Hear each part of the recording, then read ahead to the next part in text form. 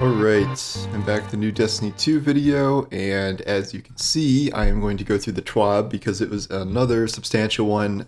This is not going to be a live reaction thing where I've never read this before. I'm not going to pretend like I waited a full day to read this, and if you follow me on Twitter, you know that is not true. But I do want to go through it. I am not going to read all of it just line by line. I just kind of want to go through the highlights, which is mostly a kind of breakdown of the rewards that are coming this season.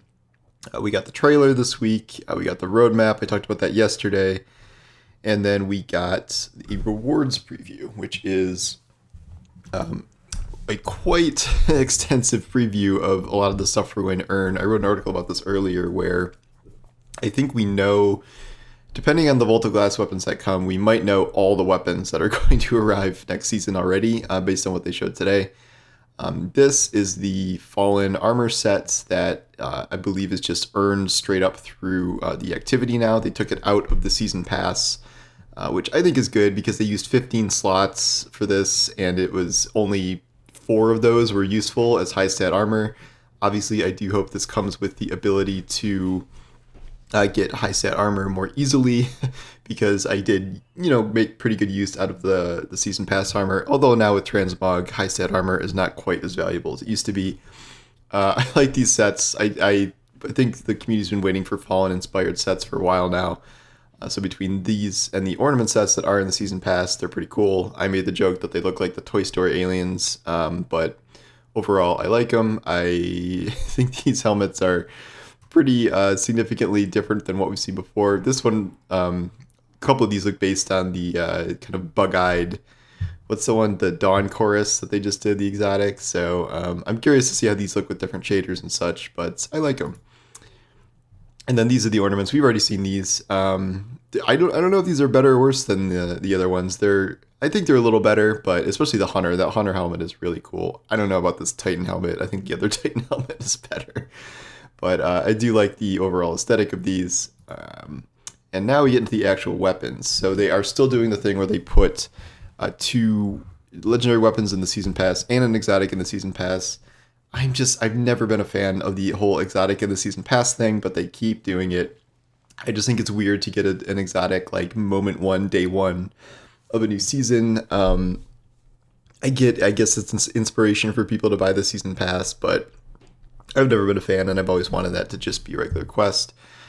We know that the stasis sidearm is actually kinetic, which is weird. So like they are introducing stasis as a damage type at some point in the future, but that does not, like as a weapon damage type, but that does not appear to be the case with this gun, because it is in the kinetic slot based on the positioning of how it's kind of laid out in the season pass square, and if it's pointing one direction, that means it's kinetic. Pointing the other, it's energy.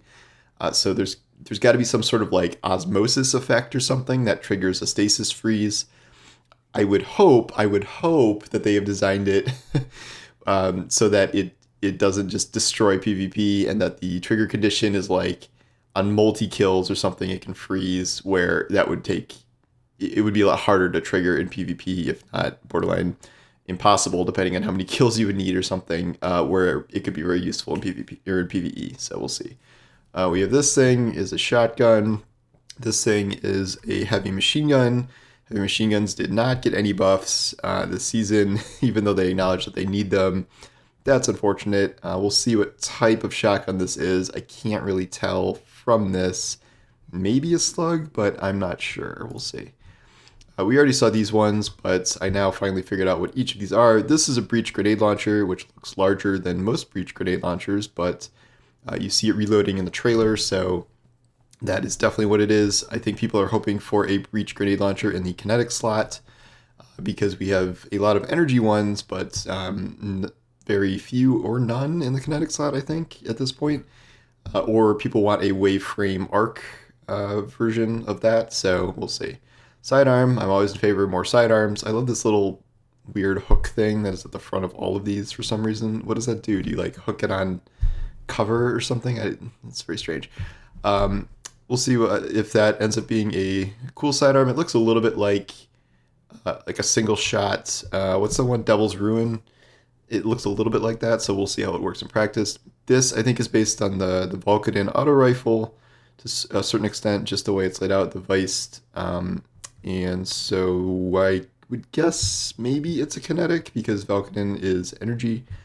We'll see. I think Vulcan and Sunset. And then this seems very clearly like a pulse rifle. We got the stock in the back. That just screams pulse rifle to me. I guess it could be a scout, but I really think it's a pulse rifle. Yeah, all right, so we have null composition fusion rifle. This thing is interesting. Everyone's immediate thought is, okay, this is the reason they were talking about the loaded question perk that they had to kind of nerf a little bit for some reason that they wouldn't explain to us. People at the time thought maybe it was something about Vault of Glass weapons, but now that we know that the ritual weapon is a fusion, it stands to reason that maybe this is kind of the return of loaded question and a way to quasi-unsunset loaded question, because that was just kind of a fun fusion rifle that people really enjoyed, and that didn't deserve to be sunset. By people, I mean me, because I love that. It was overpowered for a little bit when we had things like auto-loading wells and barricades, because the first shot was so powerful, but those got nerfed, and so it wasn't really a problem after that. I'm very curious to see if that is true, and that is why that perk got adjusted, but I would love to see a return. We are getting 3 more new playlist weapons, which brings the great... There's some confusion about this, but so what they're saying is that there are now 4 weapons in each playlist as potential rewards. They said that eventually they're going to cycle some out, but they are not doing that. So they added 2 last season. There was one per thing a season before that. Now we have 4. We have another breach grenade launcher. They're really, really pushing breach grenade launchers. For the Vanguard, we have this Crucible hand cannon, which looks based on the Duke to me, I think. So I would maybe guess that that's a 120. And then we have this multi-match, what's the something orbit? Escape velocity SMG that is for Gambit. We've seen this look many times before, so we'll see what these all bring to the table. This SMG might have a subsistence, which is now great on SMGs, but it will be tough to top Extraordinary Rendition, which is my favorite SMG from last season, so we'll see. Now we get to the main attraction, which is these 3 Destiny 1 weapons that are returning, including, of course, Hung Jury.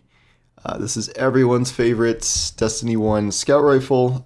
It was pretty iconic back in the day. The good roll from the vendor that everyone got was triple tap Firefly, and it just felt great. It was this fantastic scout rifle. The problem, of course, is that this is not Destiny 1. This is Destiny 2. Scout rifles are not really in a great place in either PvP or PvE outside of like Dead Man's Tale. They can be okay, but this is not exactly a scout rifle meta.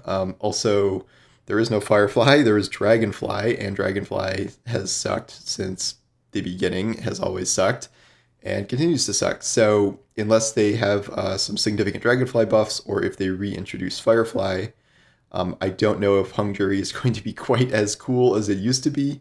I said this online, but like, it would be very weird if they brought back both Fatebringer and Hung Jury, which had Firefly as an iconic perk, and then didn't bring back Firefly or significantly buff Dragonfly. I think they were hinting a long time ago that they were going to bring back Firefly, but I don't know. Like, I don't know if that will replace Dragonfly or what's going on there, because they're so similar. It's just that like Dragonfly sucks more. So it would be weird to have both of those. They did say they're bringing new perks this season, so we'll see what happens there. I didn't actually know the names of these other 2 offhand when they're supposed to be, quote, legendary Destiny 1 weapons. This is, I think it's Irene sniper rifle. At one point, this could like one-shot body people, I think, which is its claim to fame.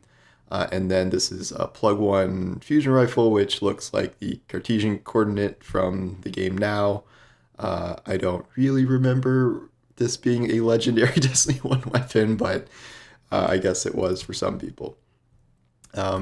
And what else did they talk about here?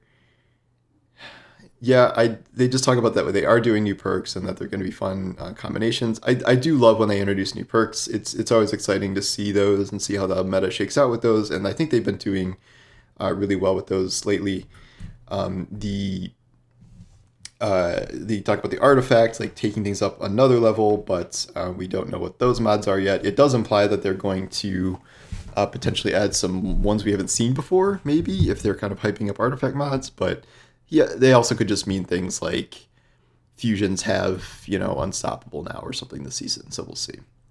They have some brief patch notes here.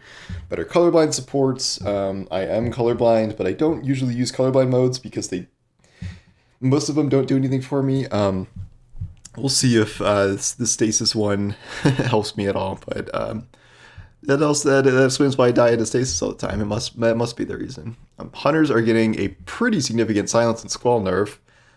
That is quite a drop in radius. It has been just absurdly big. I mean, you can be smacked by that like completely around a corner. Like it has been way too big. So again, that seems like it will be a nerf in PvE as well, because it's not listed as PvP specific, but yeah, we'll see. And then now it's easier to see the enemy Squall approaching, which has been somewhat tough. Like if it can kind of sneak up on you if it's like just around a corner, but if there's a red ring, that'll help.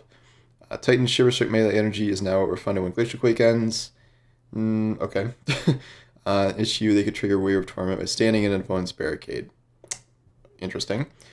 Shadewinder, Bleak Watcher aspect now grants 2 fragment slots. I don't know, is that an increase or decrease? I don't know. Okay. I think it's an increase. I don't know. Chaos Reach could go through walls sometimes.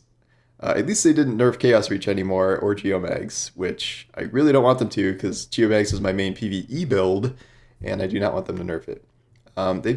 This was said online before, but they are looking at things for the future: stasis freeze, slow accuracy penalties, and whisper of hedrons, and they'll share more soon. So that is not coming at the beginning of the season, but we don't know when that will arrive, actually.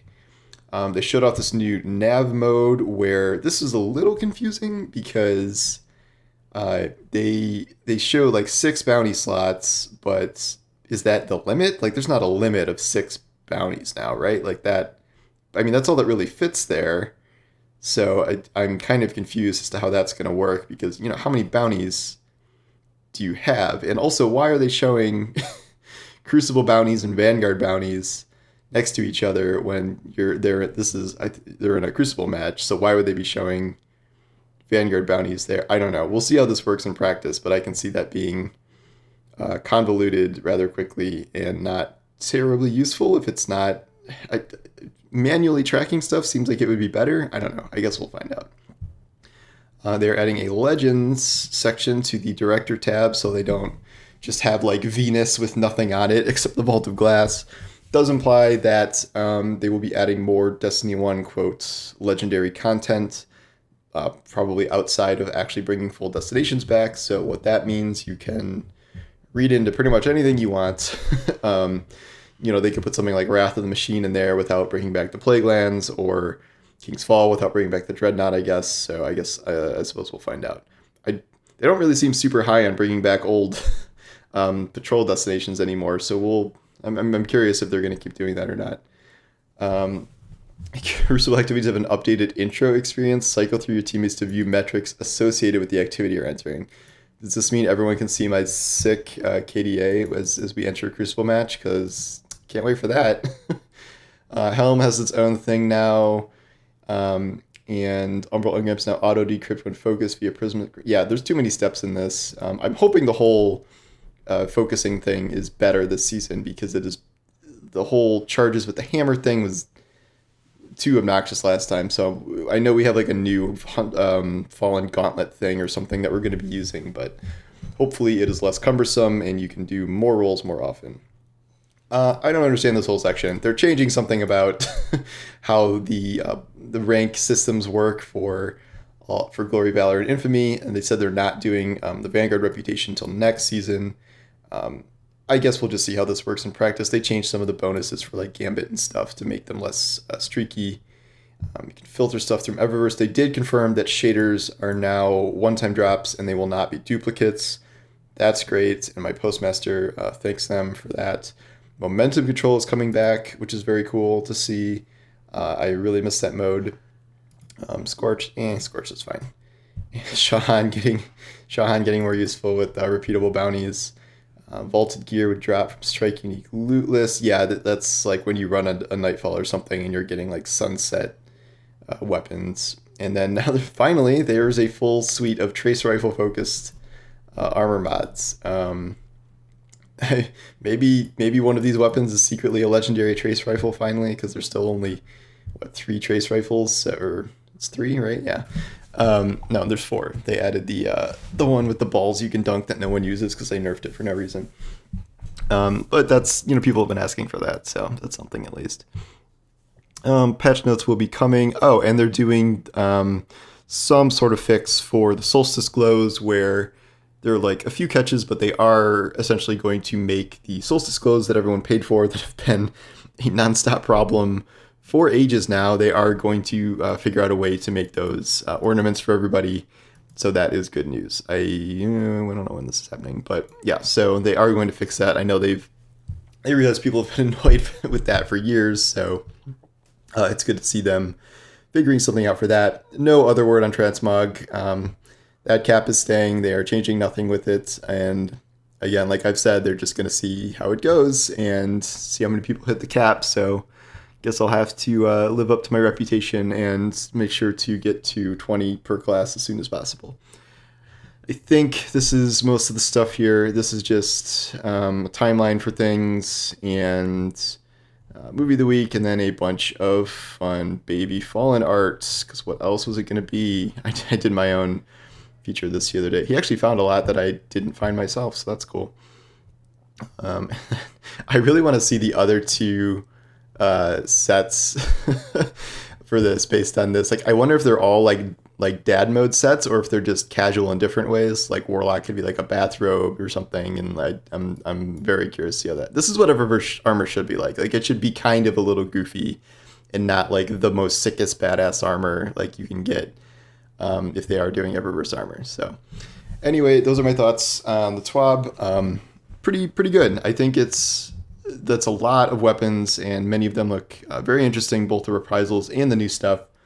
And I think we know almost all the weapons that are coming outside of maybe 1 or 2 secrets, but yeah, I'm certainly looking forward to next week. And then follow me on Twitter, so I will be talking about whatever the closing ceremonies are, which will happen in a few hours. There is a weird maintenance period where the game is going down for 4 hours, delaying Zur and Trials and the closing ceremonies. So I don't know what's being planned there. I wonder if they're inserting something secret into the game, or if this is just prep for next season's launch. So I guess we'll find out. But yep, that's all for now, and thanks for watching.